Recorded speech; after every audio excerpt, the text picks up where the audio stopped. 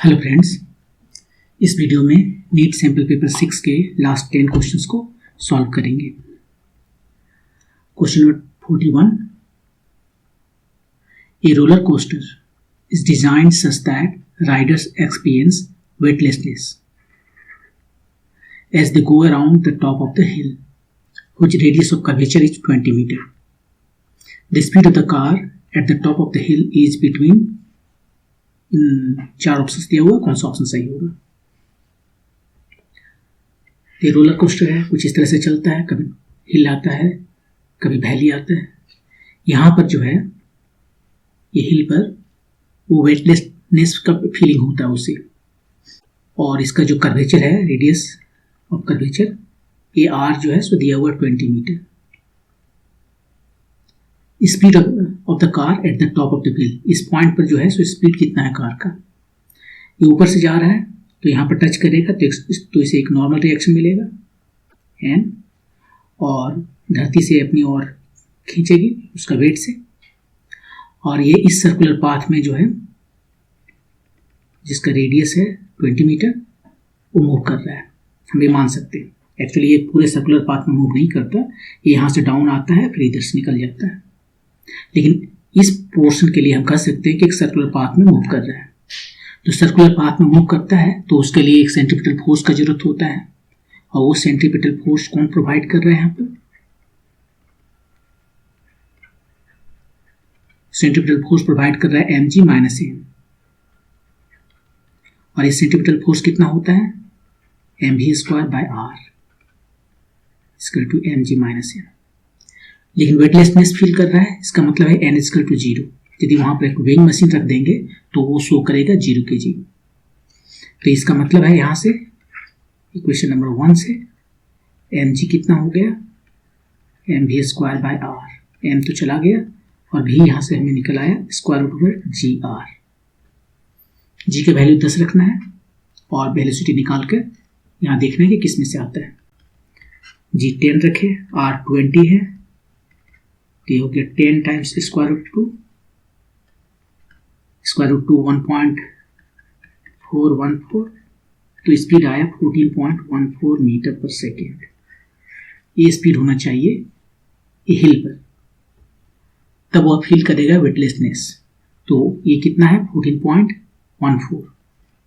तो इस option number 1 सही है, 14 और 15 के बीच में है, तो ऑप्शन नंबर 1 हमारा आंसर है।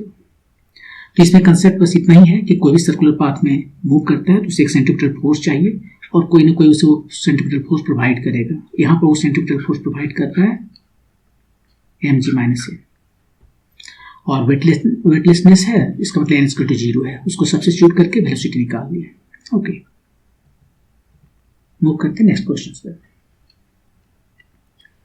3 point charges plus q minus 2q and q are placed at point x is equal to 0, y is equal to a, z is equal to 0।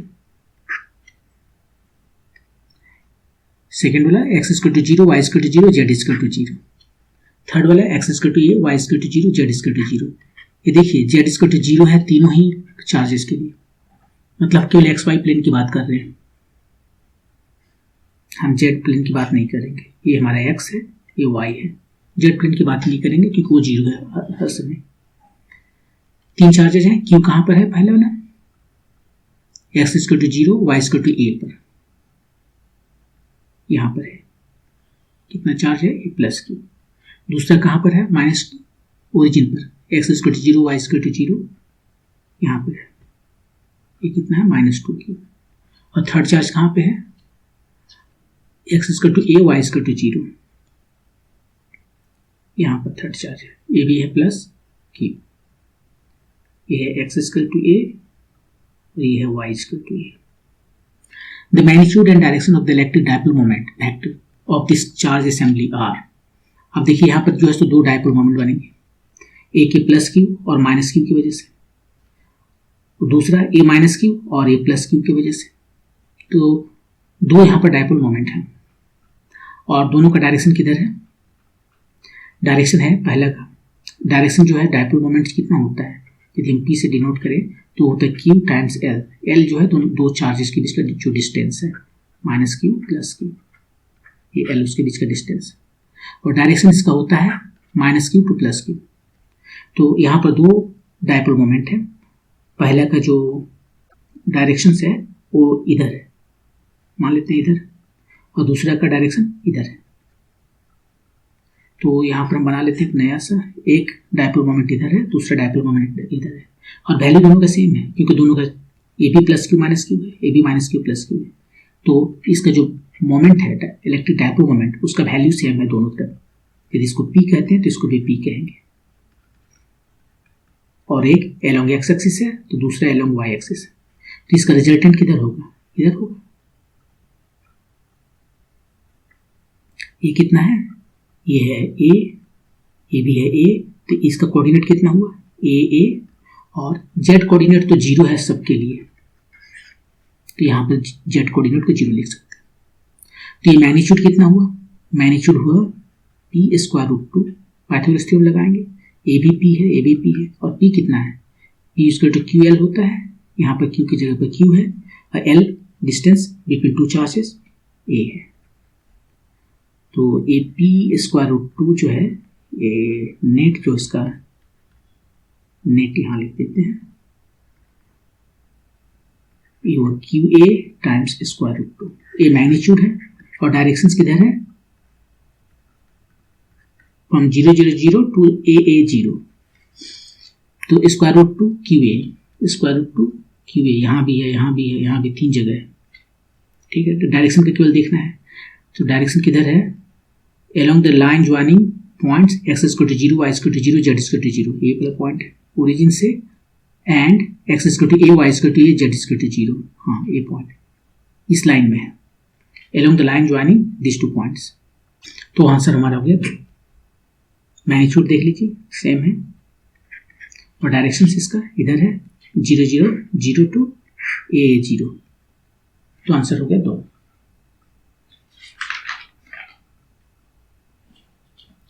Okay, move करते नेक्स्ट क्वेश्चन पे। 43, two thin dielectric slabs of dielectric constant K1 and K2। इसका K1 है dielectric constant, और इसका K2 जो है सो बड़ा है। Are inserted between plates of a parallel plate capacitor. ये पैरेलल प्लेट कैपेसिटर है, यहाँ पर चार्ज AP प्लेट है, AQ प्लेट है, यहाँ कुछ चार्ज है।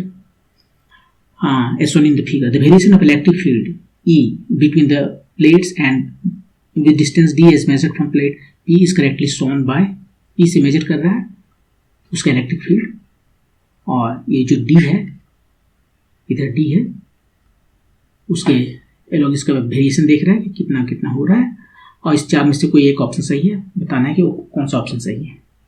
देखिए, यदि ये हमारा पैरेलल प्लेट कैपेसिटर है, इसके अंदर में जब एक तरह का डाइलेक्ट्रिक मीडियम है, जैसे मान लीजिए अभी एयर है, तो इलेक्ट्रिक फील्ड जो है, इसको जब हम यहाँ पर कनेक्ट करेंगे बैटरी से, तो एक इलेक्ट्रिक फील्ड आएगा जो कि कांस्टेंट होगा, और वो होगा V/T, ये होगा कांस्टेंट, ये इसका पोटेंशियल डिफरेंस है। यदि इसको हमने कोई डायरेक्ट्रिक मीडियम K से दे दिया, तो ये इलेक्ट्रिक फील्ड जो है अब हो जाएगा E/K, वो कम हो जाएगा, K टाइम्स कम हो जाएगा, लेकिन तब ये कांस्टेंट होगा। लेकिन यहाँ पर क्या किया है, ये पूरा की जगह डाइलेक्ट्रिक मीडियम ना देकर दो ठो प्लेट दिया है, इसका K1, इसका K2। तो इसी कंसेप्ट को यहाँ यूज करेंगे कि एयर में ज़्यादा होता है और डाइलेक्ट्रिक मीडियम में कम होता है। कम कितना होता है, जितना उसका डाइलेक्ट्रिक कांस्टेंट है उतना से कम हो जाता है। यहाँ पर डाइलेक्ट्रिक कांस्टेंट K2 है, तो यहाँ पर जो इलेक्ट्रिक फील्ड है वो हो जाएगा एयर का, मान लेते हैं एयर में 0 कहते हैं, K2। इसमें कितना होगा, इसमें होगा, इसको E2 कहे, इसको E1 कहे, E0/K1, और यहाँ पर कितना है एयर में है E0। और K2 क्वेश्चन में दिया है कि K2 ज़्यादा है, इसका मतलब है K2 ज़्यादा है तो E2 कम हो गया, E2 जो है सो E1 से कम हो गया। यही सारे कंडीशंस जिस प्लॉट में दिखा रहा है वही हमारा आंसर है। तो देखिए, स्टार्ट कीजिए। पर शुरू में कुछ डिस्टेंस तक जो है कुछ वैल्यू है, कांस्टेंट है, वो तो हर जगह है, और उसके बाद में वो घट रहा है और E2 और भी ज़्यादा घट गया, तो यहाँ पर घट गया, फिर ये कांस्टेंट आया ये एयर के लिए, ये और ज़्यादा घट गया, ये सेटिस्फाइड कर रहा है। कैसे? शुरू में एयर के लिए कुछ वैल्यू है, देखिए ये वाला एयर का वैल्यू है, उसके बाद में जैसे इस डायरेक्ट मीडियम आया कम हो गया, ठीक है, फिर एयर में आया, फिर बढ़ के वही जितना शुरू में था उतना हो गया यहाँ से यहाँ तक, उसके बाद में डायरेक्ट मीडिया आया फिर कम हो गया, लेकिन ये इस डायरेक्ट मीडिया का डायरेक्टिव कांस्टेंट ज़्यादा है K1 से, इसका मतलब इलेक्ट्रिक फील्ड इसमें और कम होगा, तो देखिए इसका जो है सो डेप्थ बढ़ गया है, और उसके बाद फिर एयर आया तो एयर में आ गया, आपको सही हो। यहाँ पर देखिए सेकेंड टाइम में इस K2 के लिए इलेक्ट्रिक फील्ड बढ़ गया है, वो नहीं बढ़ सकता क्योंकि उसका डायरेक्टिव कांस्टेंट ज़्यादा है, तो वहाँ इलेक्ट्रिक फील्ड कम हो जाएगा। और इसमें क्या दिखा रहा है, इसमें दिखा रहा है कि यहाँ कम हो गया, एक में कम हुआ और दूसरा में बढ़ गया, तो यहाँ भी दिखा रहा है दोनों में बढ़ गया, बढ़ नहीं सकता, ये नहीं होगा, एक में बढ़ रहा है एक में घट रहा है, नहीं हो सकता। और ये तो कुछ और ही दिखा रहा है, एयर में इतना है, उसके बाद इसमें जीरो दिखा रहा है, इस डायरेक्ट मीडिया में जीरो, इस डायरेक्ट मीडिया में जीरो, नहीं वो जीरो नहीं होता। मेटल के बीच में जो है सो inside a metal electric field zero होता है, लेकिन ये मेटल नहीं है, डायरेक्ट मीडिया है। तो आपका आंसर हो गया 3। ओके, मूव करते हैं नेक्स्ट क्वेश्चन पे। Two resistors of resistances 100 ohm and 200 ohm are connected in parallel in an electrical circuit. ये दो जो रेजिस्टेंस है वो पैरेलल कनेक्टेड है।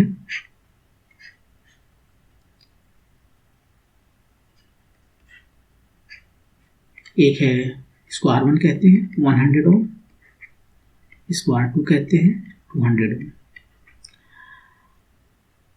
The ratio of the thermal energy developed in 100 ohm to that of 200 ohm.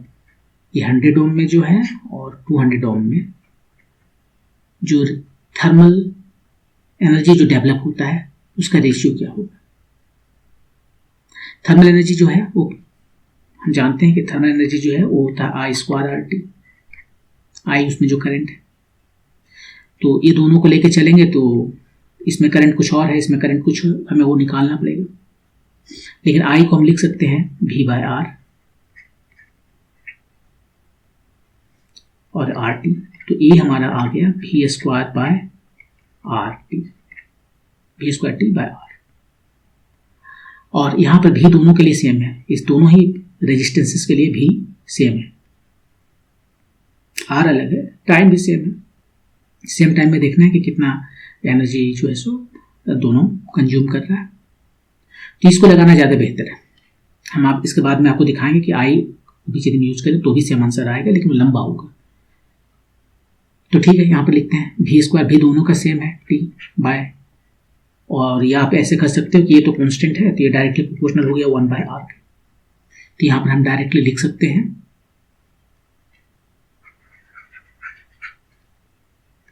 1/R और यहाँ पर 1/R,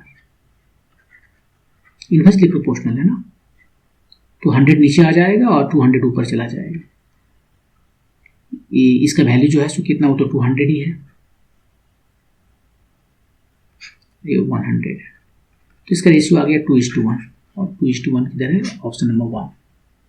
तो इस तरह से इसको हम बना सकते हैं आसानी से कि जो हीट डेवलप होता है किसी रेजिस्टेंस में वो होता है I²RT, लेकिन I यहाँ पर हमें जो कंपेयर करना है दो रेजिस्टेंसेस में वो अलग अलग होगा, लेकिन उसका वोल्टेज, उसके अक्रॉस जो वोल्टेज है वो सेम है, तो यहाँ पर I को हम वोल्टेज में कन्वर्ट कर लेते हैं और हमें A मिलता है। ये V²T ये तो कांस्टेंट है, ये चेंज नहीं करेगा दोनों में, तो ये H जो है वो प्रोपोर्शनल है 1/R के, तो यहाँ पर H जो है सो हम लिख रहे हैं 1/R, यहाँ पर जो है सो लिख रहे हैं 1/R, इस केस के लिए R जो है सो R200 है, इस केस के लिए R जो है सो R100 है, और वैल्यू R200 का ये 200 है और ये 100 है। आप यदि चाहते थे V²T भी लिख सकते थे दोनों जगह, वो फैक्टर आउट हो जाता है।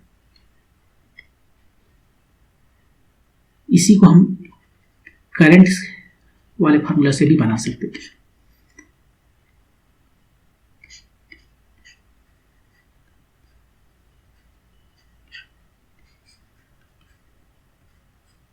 ये 100 ओम है, ये 200 ओम है, इसमें करंट I1 है, इसमें करंट I2 है, ये मान लेते हैं।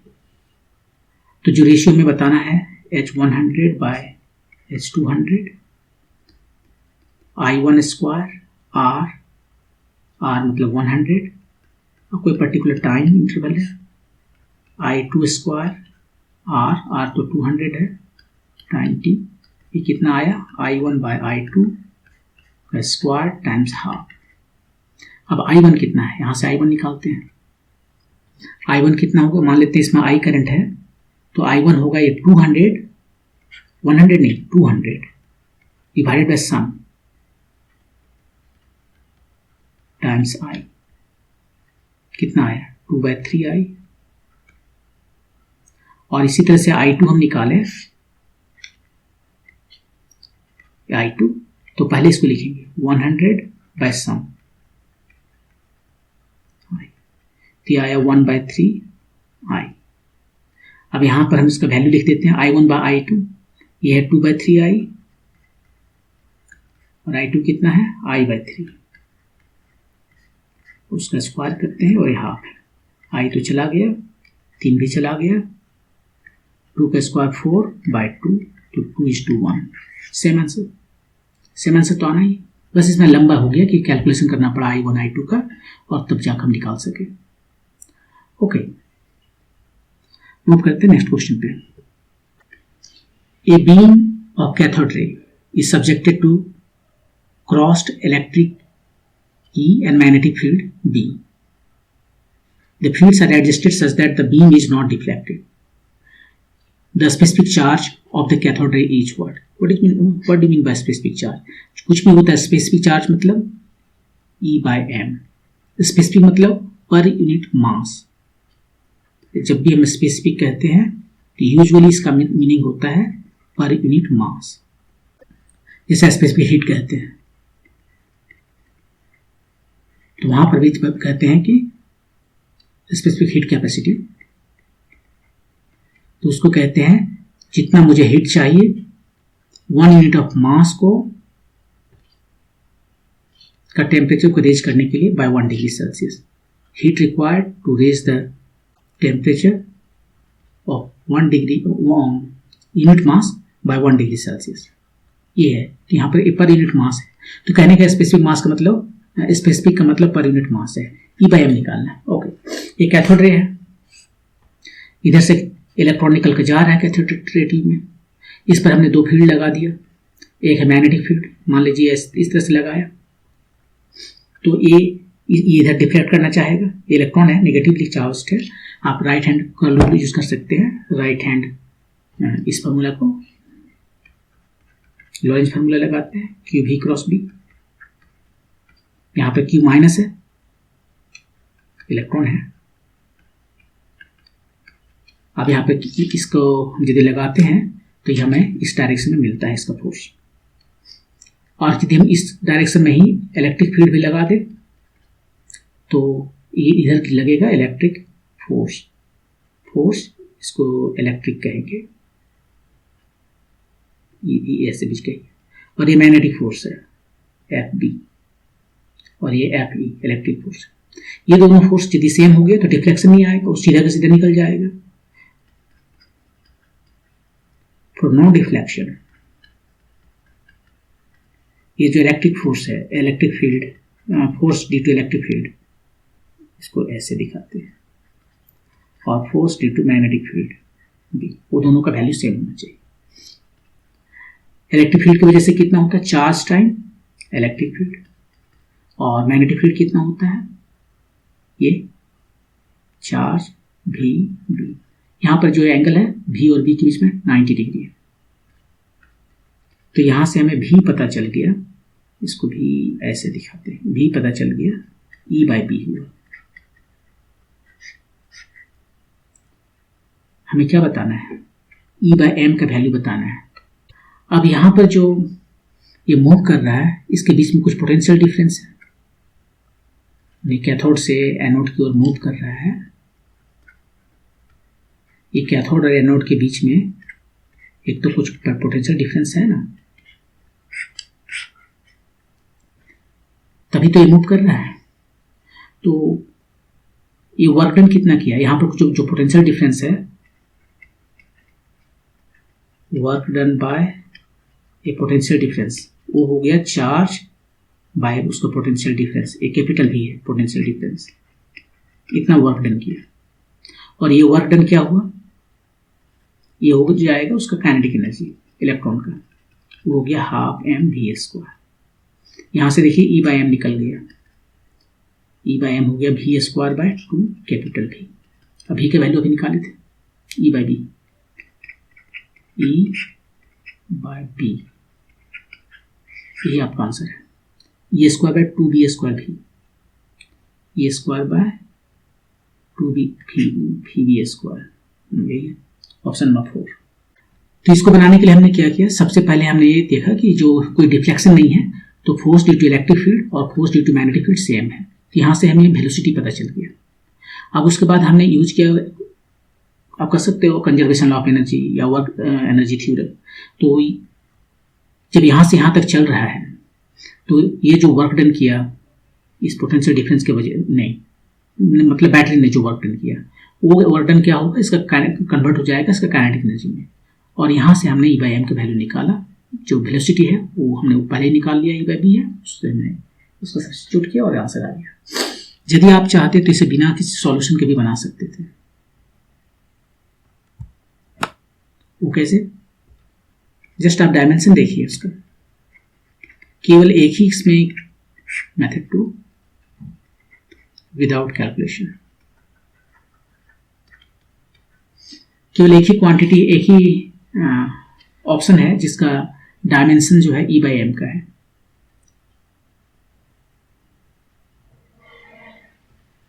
ऑप्शन फर्स्ट को देखते हैं, क्या है, B square by V square, B square by V E square, यही है। ये दो का कोई तो मतलब नहीं है, जस्ट इसका डायमेंशन देखिए क्या आ रहा है डायमेंशन। यहां पर हम एक ये यूज करेंगे, B is equal to E by C, C जो है सो स्पीड ऑफ लाइट है, बी और ये दोनों कनेक्टेड है,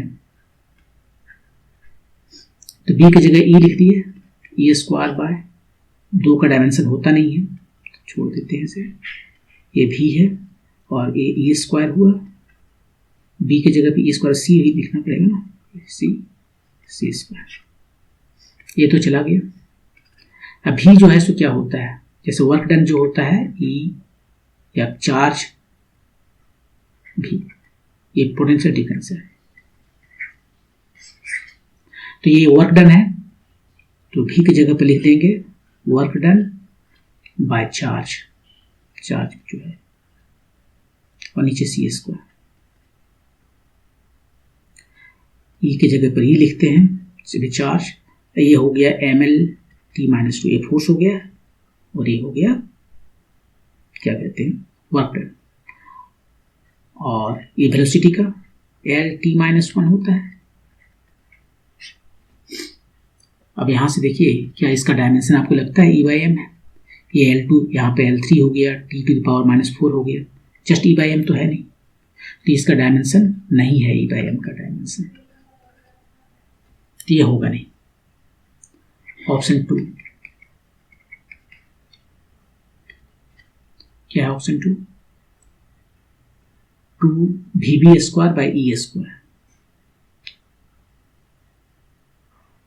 2VB square by E square, इसका डायमेंशन निकालना है। पहले भी का निकाल ही लेते हैं डायमेंशन, यहां पर भी is equal to work done by Q, उसका डायमेंशन है ml t minus 2 by charge, इसको ई कहते हैं, ये रहेगा, t हो गया ml two t minus 2 by E, और b की जगह पर लिखेंगे e बाय सी,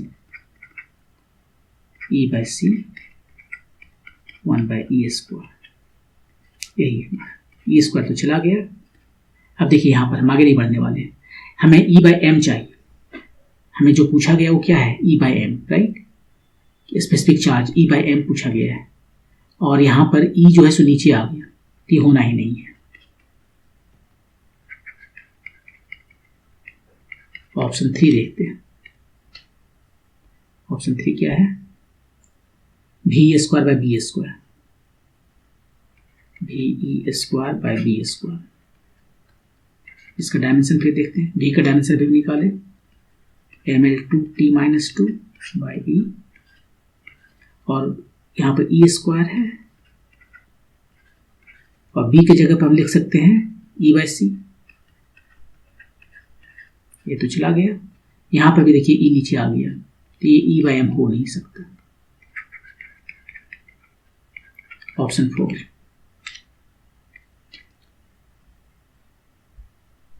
E square by VB square, E square by 2VB square, E square ठीक है, V ये तो अभी भी निकाले थे, ml2t माइनस 2, यहाँ पर जो है सो चार्ज, और B की जगह पर हम E बाय C लिखेंगे। E आ गया ऊपर में, ये तो चला गया, E बाय ml2t माइनस 2, और C क्या है, वेलोसिटी ऑफ लाइट, तो LT माइनस 1 पावर 2।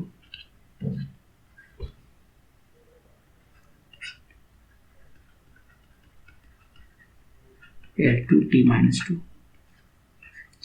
ये तो चला गया, E बाई M बच गया। तो यही ऑप्शन 4 जो है अकेला है जिसका डायमेंशन जो है सो E बाई M का है, तो यही आंसर हो गया। Okay, next question, question number 46। A double convex lens has focal length 25 centimetre. Double convex lens मतलब कि बाई कन्वेक्स जो है, इसका फोकल लेंथ है 25 centimetre. The radius of curvature of one of the surface is double of the other. मान लेते हैं इसका R है और इसका 2R है, radius of curvature. Find the radii if the refractive index of the material of the lens is 1.5। Lens maker formula use करते हैं, यहाँ वही तो यूज करना पड़ेगा।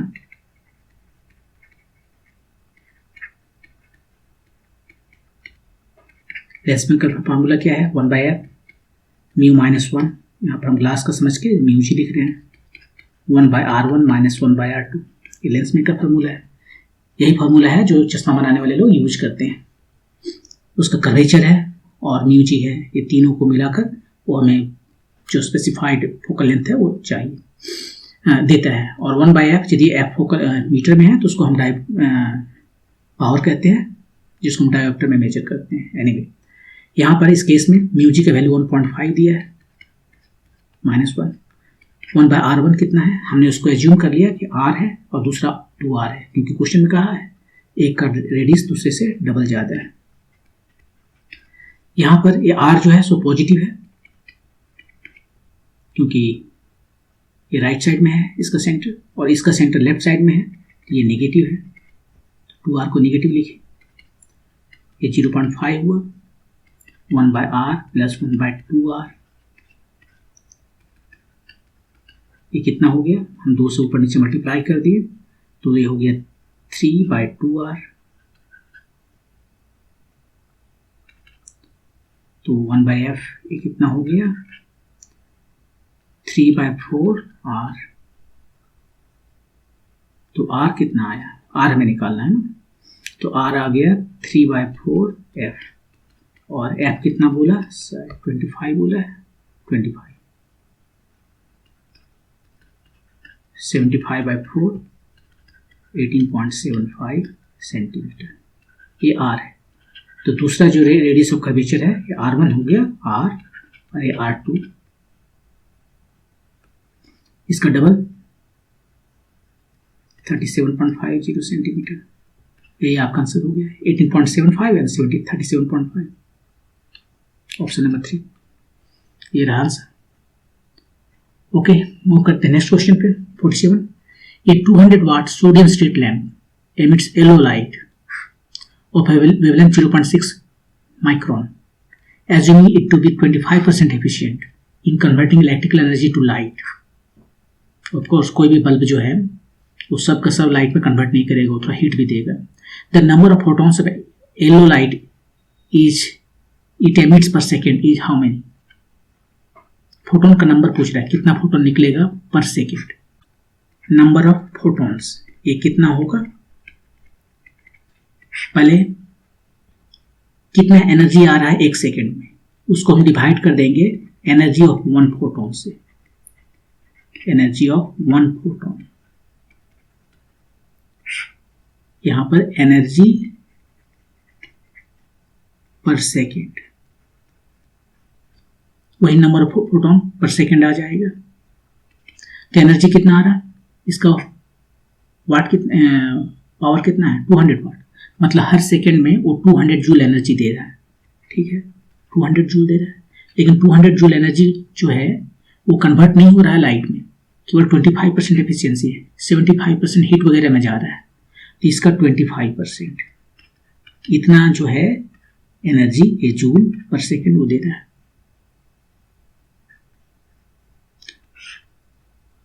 और एक फोटोन का एनर्जी कितना है, एक फोटोन की एनर्जी हम कैसे निकालते हैं, hc/λ। अब यहाँ पर थोड़ा सा कैलकुलेशन तो है ही। अब 25% कितना हुआ 200 का, 50, और यहाँ पर है hc/λ, 50 टाइम्स लैम्डा कितना है 0.6 माइक्रोन, 0.6 टाइम्स माइक्रोन, इतना मीटर। H का वैल्यू 6.63 टाइम्स 10⁻⁻34 जूल सेकेंड, और C का वैल्यू 3 टाइम्स 10⁸ मीटर पर सेकेंड। ठीक है, ये और ये 0 चला गया, ये हो गया 30, ये नीचे में 3 टाइम्स 6.63 और केवल 10 बचा हुआ है। यहाँ पर हुआ 8 6 14 और 34, तो ये हो गया 14 34 20, ये हो गया 30 और ये कितना हो गया 30 क्यों ले, इसको 10 ले कर देते हैं, इजी है। 10 बाय 6.63 टाइम्स 10⁻20, ये 6 है, इसका डेढ़िया लगभग 10 हो जाएगा, 1.5 ऑलमोस्ट। इतना फोटोन्स जो है सो पर सेकेंड आ रहा है, पर सेकेंड देख लीजिए 1.5 टाइम्स 10⁻20। इसमें थोड़ा बहुत गलत कर सकते हैं क्योंकि मैंने अप्रोक्सीमेट किया है, लेकिन इसको देख लीजिए 10⁻20 कहाँ कहाँ है, 10⁻20 यही एक ही जगह है, एक ये जगह है, लेकिन ये तो 62 है, तो बहुत ज़्यादा है, क्लोज में यही है, यही हमारा आंसर है।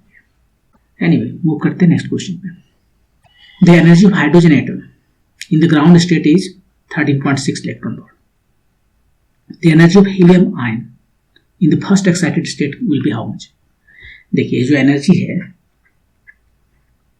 इन nth स्टेट वो कितना होता है, -13.6 बाय n स्क्वायर, n उसका नंबर ऑफ ऑर्बिट है, और यदि ये हाइड्रोजन नहीं है तो z², ये एटॉमिक नंबर है।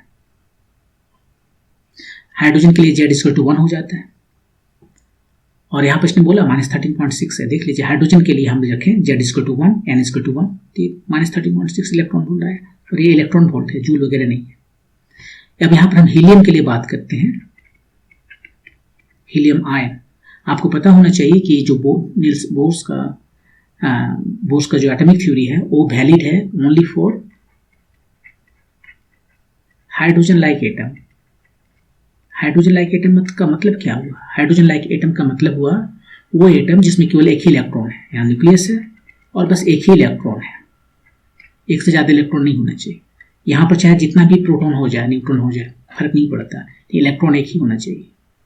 तो यहाँ पर हीलियम प्लस का बात कर रहा है, ये हीलियम प्लस का बात कर रहा है। हीलियम में कितने इलेक्ट्रॉन है, हीलियम का 2 प्रोटॉन है 2 इलेक्ट्रॉन है, लेकिन यहाँ प्लस कर दिया, एक को भगा दिया, तो इसके पास जो बच गया इलेक्ट्रॉन वो एक ही इलेक्ट्रॉन बचा। वैसे यदि लिथियम में लगाना है तो यहाँ 2 प्लस करना पड़ेगा, इसके पास 3 इलेक्ट्रॉन है, 2 को भगा दिया तो 1 इलेक्ट्रॉन बचा। तो इस तरह के एटम के लिए ही नील्स बोर का ये एटॉमिक थ्योरी वैलिड है। तो ठीक है, यहाँ उसके लिए चल रहा है। इसका कौन सा स्टेट में कौन से ऑर्बिट में देखना है, फर्स्ट एक्साइटेड स्टेट। n=1 जो है सो ग्राउंड स्टेट है, ये है ग्राउंड स्टेट, सबसे ज्यादा स्टेबल। n=2 ये फर्स्ट एक्साइटेड स्टेट, एक्साइट कर दिया और फर्स्ट इसको जंप कर गया। यहाँ पर ये जो ये हुआ ग्राउंड स्टेट, ये हुआ फर्स्ट एक्साइटेड स्टेट, इसको बहुत ज़्यादा एक्साइटेशन हुआ, ऊपर जंप कर गया, वहाँ पर कहीं से एनर्जी मिला होगा तब जंप करेगा, अपने से तो जंप नहीं कर सकता। ये सेकेंड n=1 ग्राउंड स्टेट, ये फर्स्ट एक्साइटेड स्टेट, ये सेकेंड एक्साइटेड स्टेट, ऐसे चलते हैं। तो इस केस में अब हम कलर चेंज करते हैं, सेकेंड यहाँ यही है first excited state, -13.6 by n की जगह 2 टाइम्स 2, और इधर z है एटॉमिक नंबर, हीलियम का एटॉमिक नंबर कितना है 2, तो 2², ये दोनों खत्म हो गया और आंसर आया -13.6 इलेक्ट्रॉन वोल्ट, जितना था इसका हाइड्रोजन का उतना ही, ऑप्शन नंबर 1। ओके, मूव करते हैं नेक्स्ट क्वेश्चन पे। If the nuclear force between the two protons, two neutrons, and between proton and neutron is denoted by FPP, proton-proton, FNN, neutron-neutron, FPN, proton-neutron, ये nuclear forces है respectively, तो कौन सा relation सही है? देखिए, दो प्रोटॉन है यहाँ पर, इसको जब आप बहुत क्लोज लाने लगेंगे, नज़दीक लाने लगेंगे, तो इसमें क्या आता है? रिपल्जन आता है कूलम्ब्स लॉ से, F इज प्रोपोर्शनल टू उसका चार्ज का मल्टीप्लिकेशन और डिस्टेंस का स्क्वायर। डिस्टेंस जितना कम होगा ये फोर्स जो है उतना ही ज़्यादा होगा, और फोर्स कैसा है यहाँ पर? रिपल्जन फोर्स है, क्योंकि दोनों का चार्ज सेम है, तो और नज़दीक लाए तो और ज़्यादा रिपल्जन होगा, तो इसमें बहुत ज़्यादा रिपल्जन होगा। तो आप सोचते हैं कि एक न्यूक्लियस में ये सारे कैसे आपस में बैठे रहते हैं? क्योंकि वहाँ एक दूसरा फोर्स काम करता है जिसका नाम है न्यूक्लियर फोर्स। ये न्यूक्लियर फोर्स बहुत ही शॉर्ट रेंज है,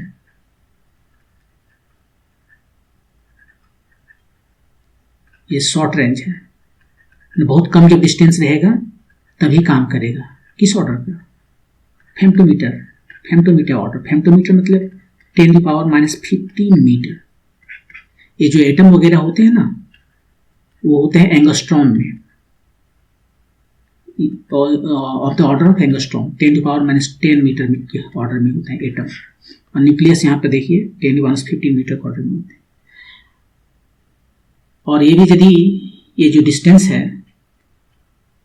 उससे 1.2 फेम्टोमीटर हो जाएगा तो न्यूक्लियर फोर्स गायब, इसके बाद न्यूक्लियर फोर्स जो है काम नहीं करता, उसका रेंज खत्म हो जाता है।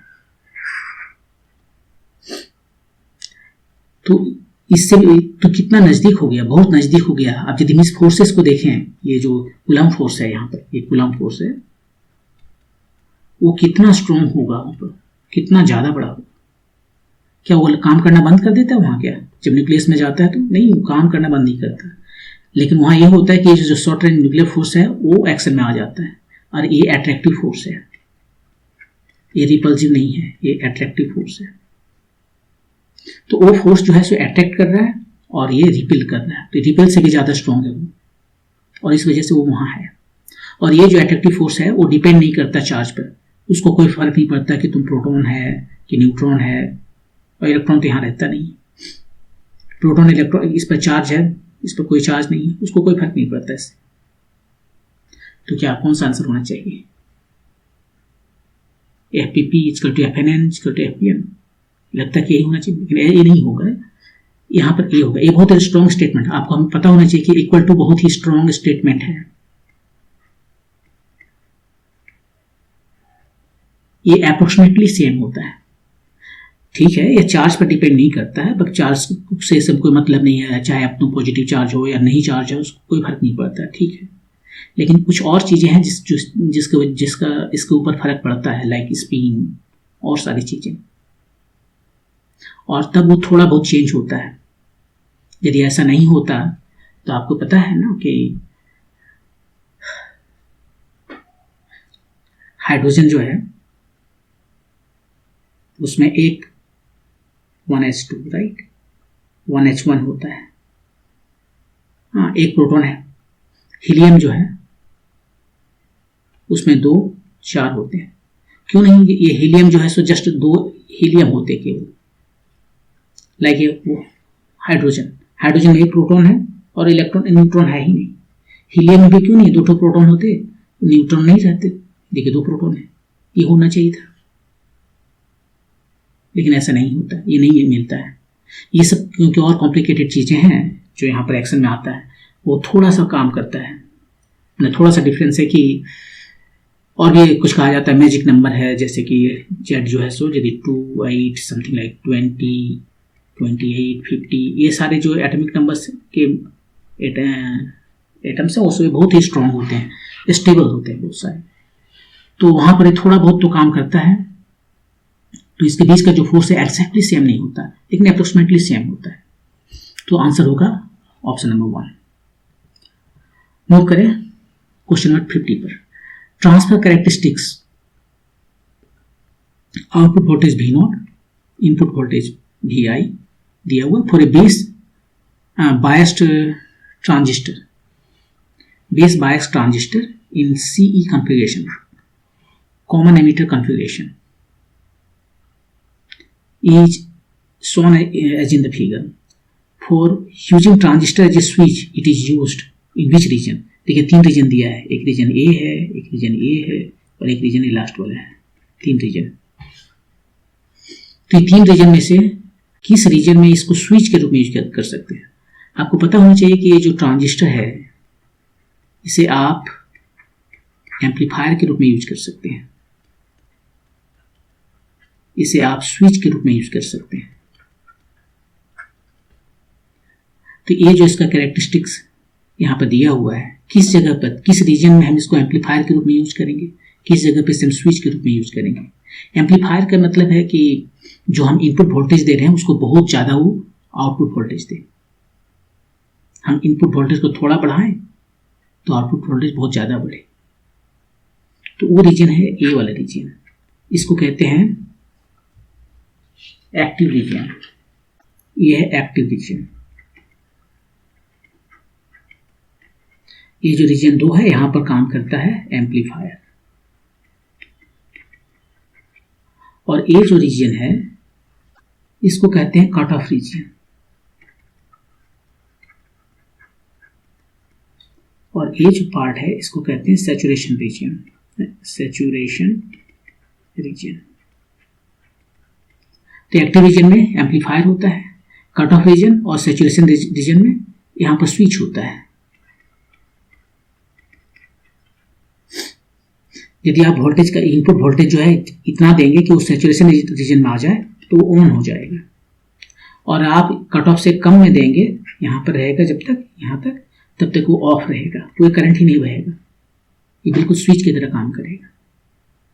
तो ये 3, इसको हम अभी डिटेल्स में नहीं बता रहे हैं, मुझे नहीं लगता आपको पूरा डिटेल्स में जानने की जरूरत है, लेकिन बस यहाँ पर आप ये देख सकते हैं कि यदि ये वोल्टेज यहाँ पर जो हम दे रहे हैं इनपुट वोल्टेज वो बहुत ज़्यादा होगा, तो इस केस में क्या होता है कि सारे बेस, एमीटर, CE और CB ये सभी के सभी जो है सो फॉरवर्ड बायस्ड होते हैं, और तब यहाँ पर बहुत सारा करंट फ्लो करता है,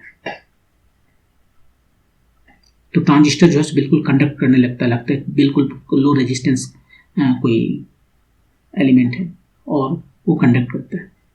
लेकिन यहाँ पर जो है वो बेस, एमीटर जो है सो और अदर ही ये सारे जो है सो रिवर्स बायस होते हैं, तो उसमें कोई करंट फ्लो ही नहीं करता,